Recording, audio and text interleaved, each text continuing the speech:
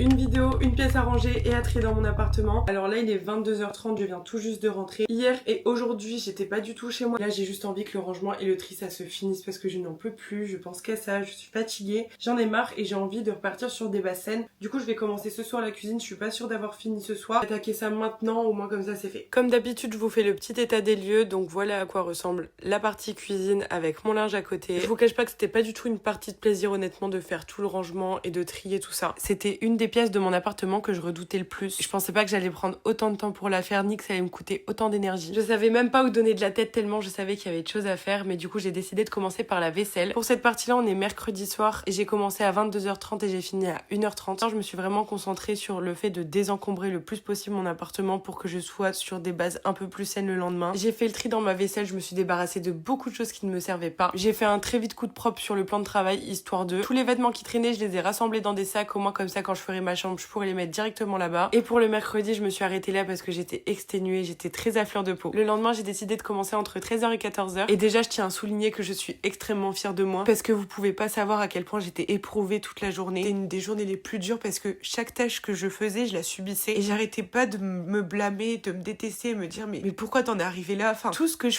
le faisais dans la haine de moi-même et c'était d'autant plus difficile parce qu'au quotidien, j'essaie de me déculpabiliser le plus possible. Mais là, j'étais beaucoup trop surstimulée.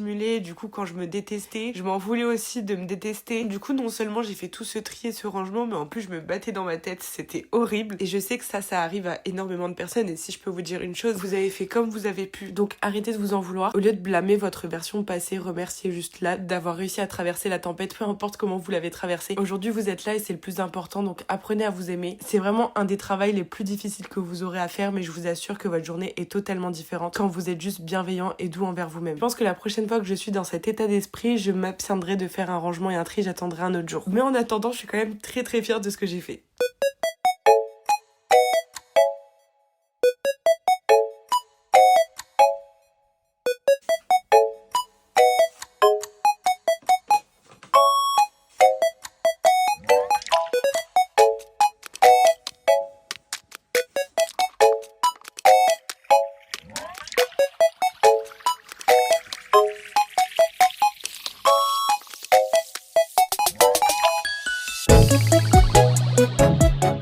J'en peux plus, c'était la pièce la plus éprouvante que j'ai eu à faire aujourd'hui. Je suis désolée si vous m'entendez mal, j'ai une machine qui tourne. Ma chambre, je pense que je la ferai lundi ou mardi parce que je ne suis pas là de tout le week-end. Je suis avec Athé et demain Athé vient m'aider à nettoyer en profondeur tout mon appartement. Je suis ultra contente et fière d'avoir fini ma cuisine parce que j'ai vraiment fait tous les placards. Je vous dis à la semaine prochaine pour finir enfin mon appartement.